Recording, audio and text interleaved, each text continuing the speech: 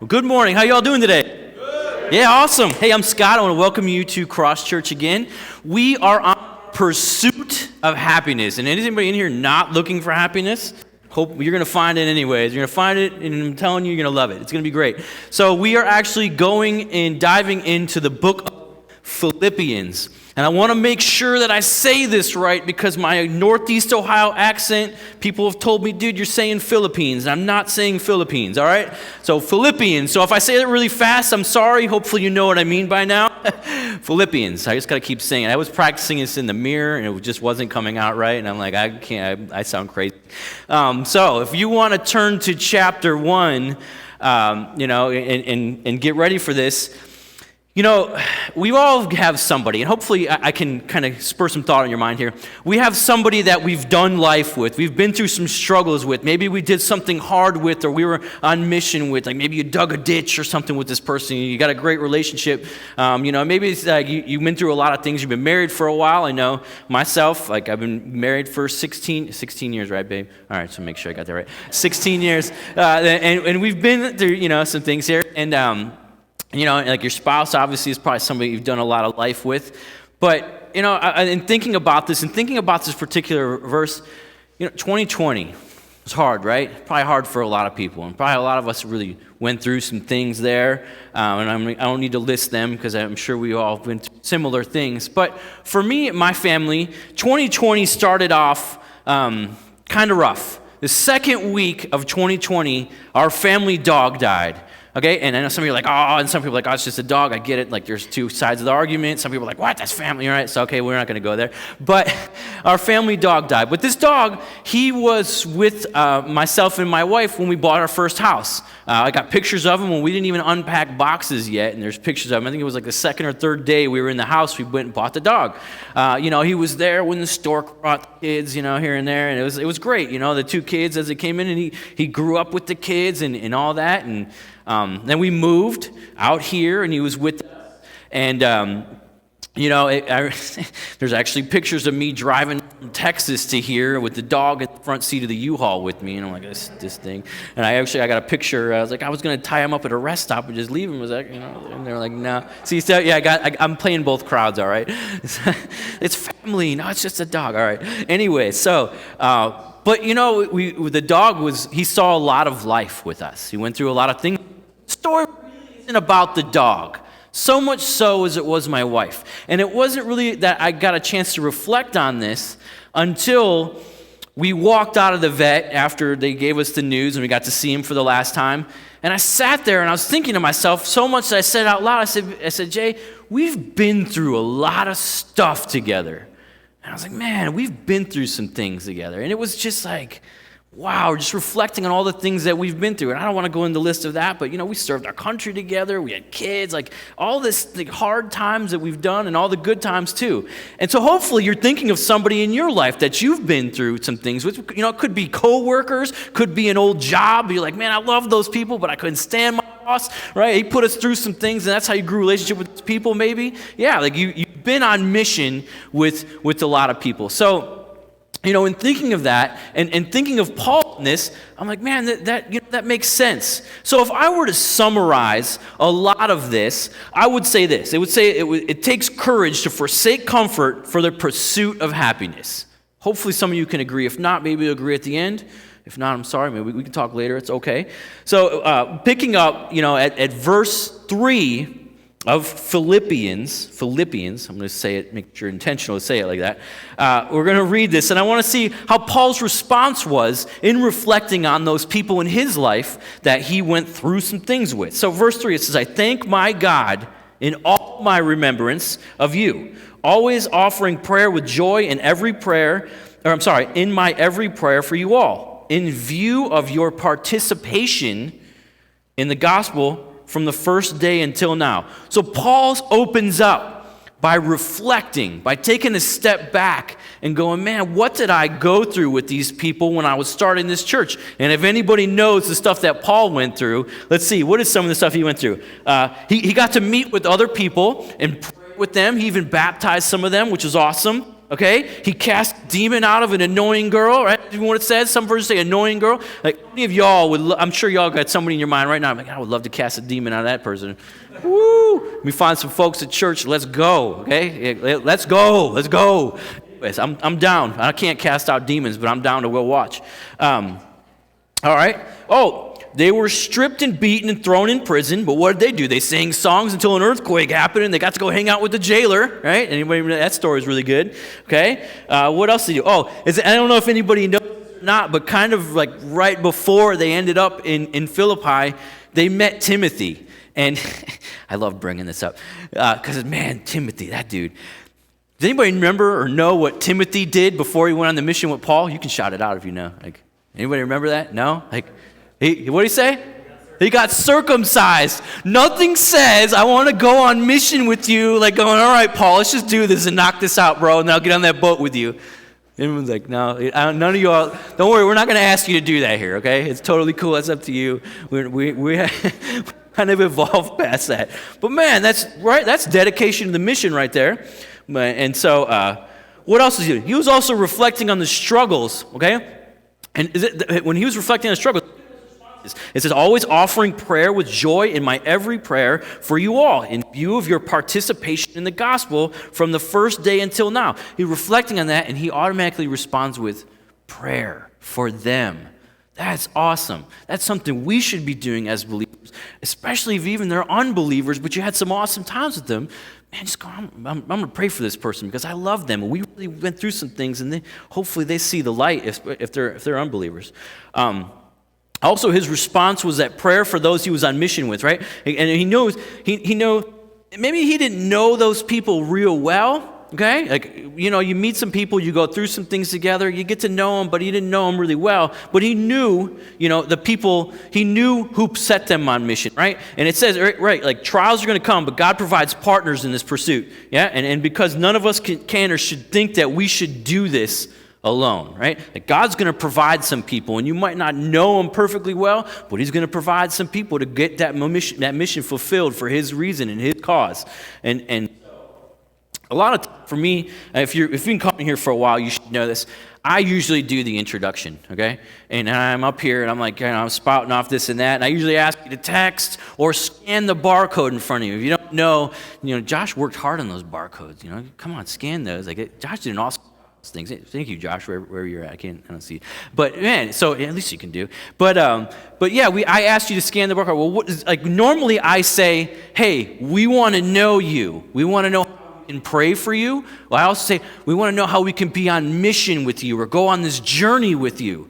That's what I'm talking about. That's what I mean. Like Paul, praying, I want to be on that journey with them. I want to be on that pursuit with them because you never know what God's going to put in your life to help you through those situations and those hard times. And man, some of the best friends are made in the trenches, are they not? I mean, I'm telling you, I was prior service and I still got a lot of contacts and people I knew when I was in, but we don't have to be all militant around here like that. But man, you're going to make some good friends going through some hard times, yeah? And that builds a strong team. So, continuing on, this pursuit is going to continue in people driven by the knowledge of the cross. Okay, when you know the cross and you understand the message of the cross, man, that pursuit just takes off. So picking up at verse 6, for I am confident of this very thing, that he who began a good work among you will complete it by the day of Christ Jesus. For it is only right for me to feel this way about you because I have you in my heart, since both in my imprisonment and in defense of the confirmation of the gospel, you are partakers of grace with me. For God is my witness how I long for you all, the affection of Christ Jesus. There is a lot going on there, right? That's Paul's prayer for them. So again, Paul derives this confidence, not so much knowing the people he was there with, or, certainly he felt like he was in good company, but he knows the one who set them on mission. Yeah? He knows Jesus. He has a relationship with Jesus, and he recognizes in other people, God set them on a mission to go, hey, man, God, I know you're going to do something in them because you got me. I can't even sit still, God. Surely you're going to do that in those people too, right? And we see it all over. Anybody ever just I know for me, like I travel around for work, and some places I go, and man, when you just meet another believer, you know what I mean? Like like you're kind of like looking across the room, like I know like right? You get that feeling about it. You're like, man, I know, and you're on mission too. We're on the same mission. It's crazy. If you don't know that feeling, I want to encourage you to look for that in your travels or when you're out. When you come across another believer, man, it's a crazy feeling what happens inside of you. So again, Paul knows the one who set them on mission, but I also want to encourage you that when you're on this mission and you know Jesus really is the wind in our sails, right? He's the one that drives us. In James 2, picking up at 14, it says, "What good is it, my brothers, if someone says he has faith but does not have works? Can that faith save him?" So a lot of times people might take that and go, "Oh, my works are going to grow or reflect my faith." And really, it's your faith that drives you to do those works, right? Ask anybody around here.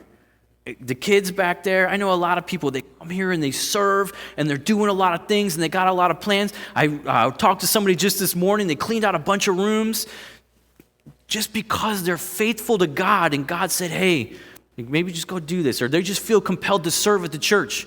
No payment, right? You don't have to do it for payment. It's not like that. It's awesome to do that, and it's amazing how your works just come out of you.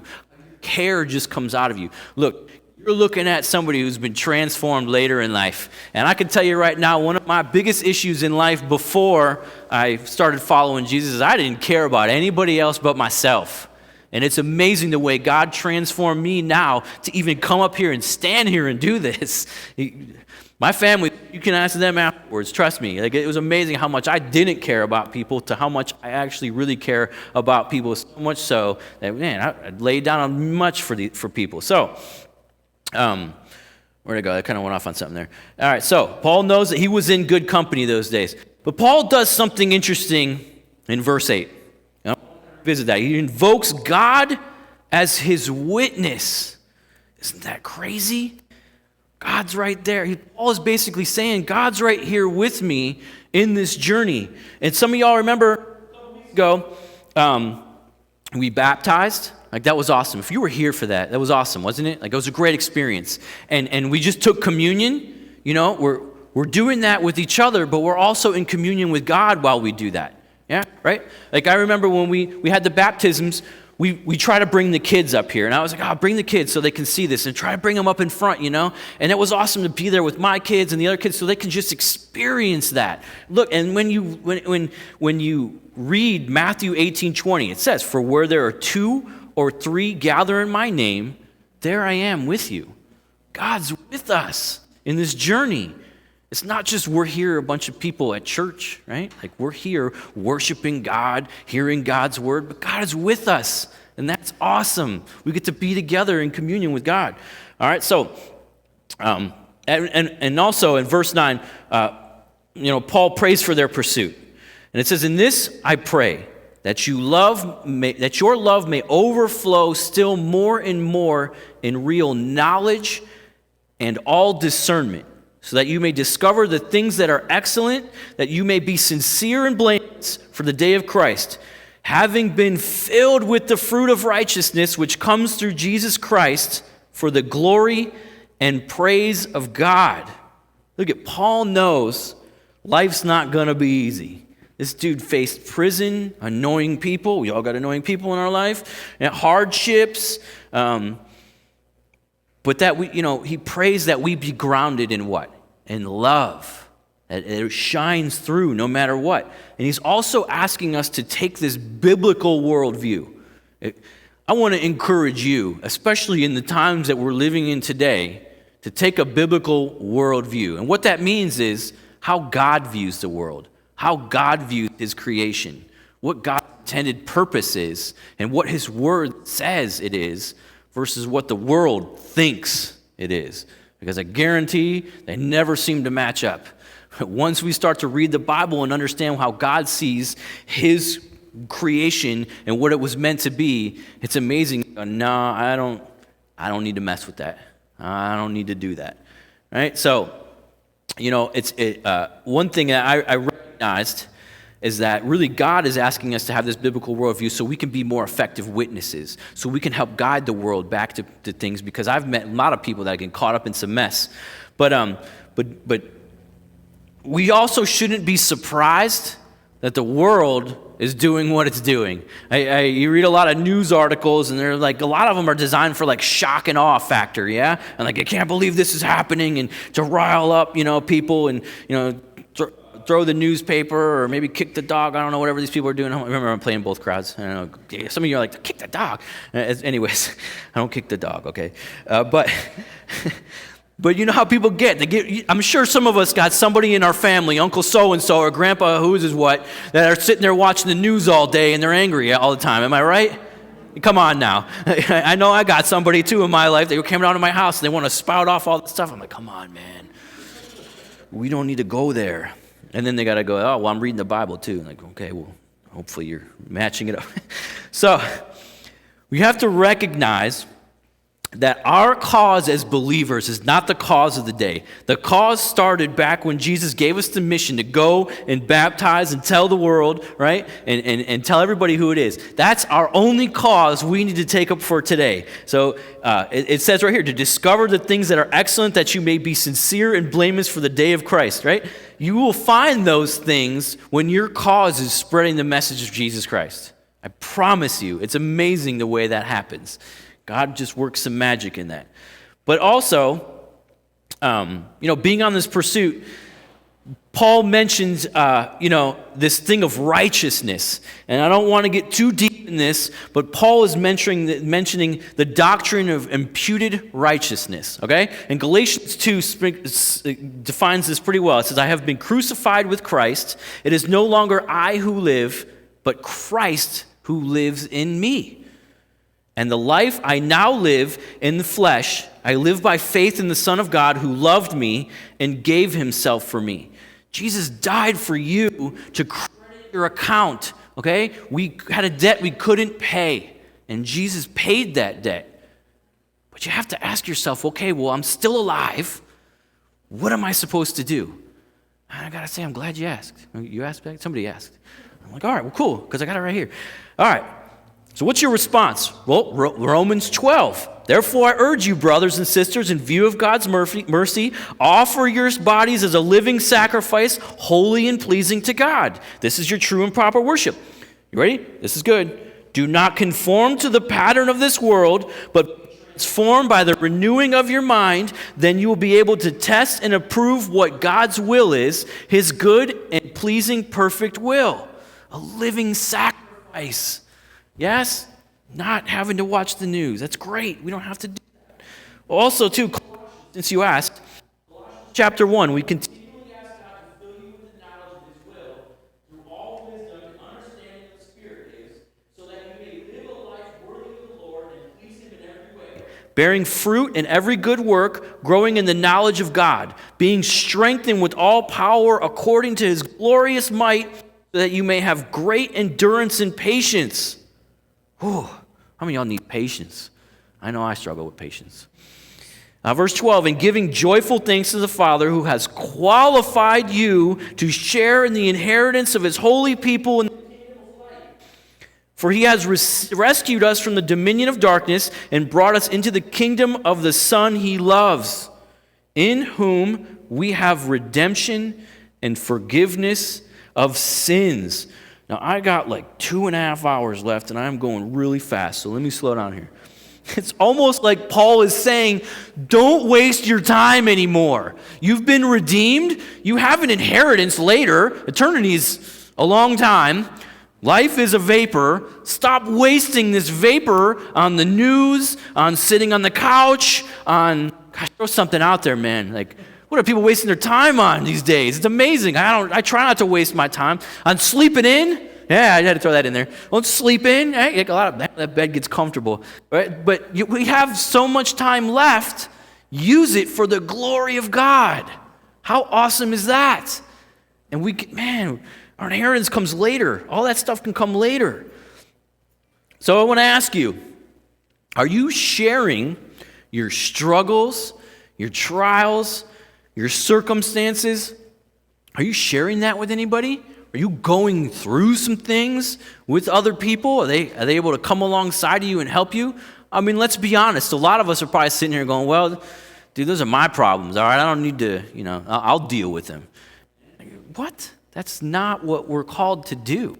And honestly, you're going to get caught up in your own problems, and that's going to stifle your mission. It's amazing the way your own circumstances will press you down and keep you from actually doing the work of God in your life for other people.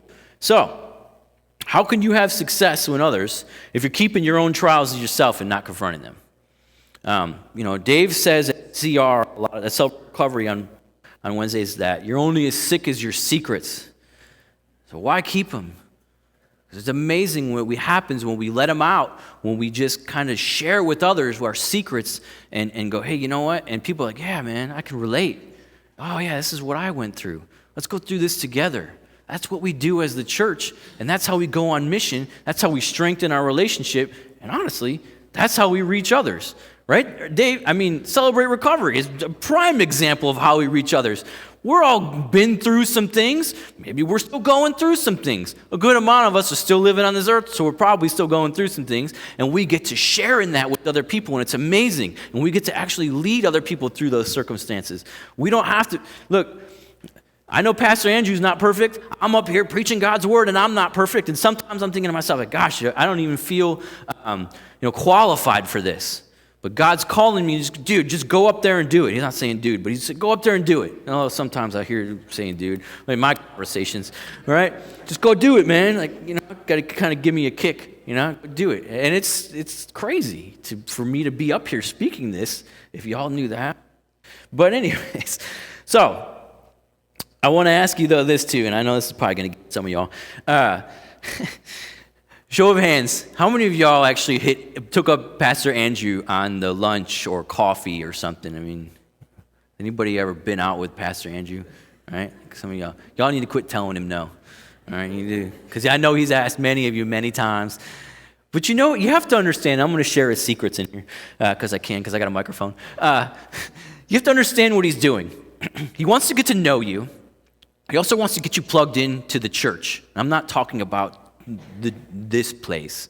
I'm really talking about the big C, God's people.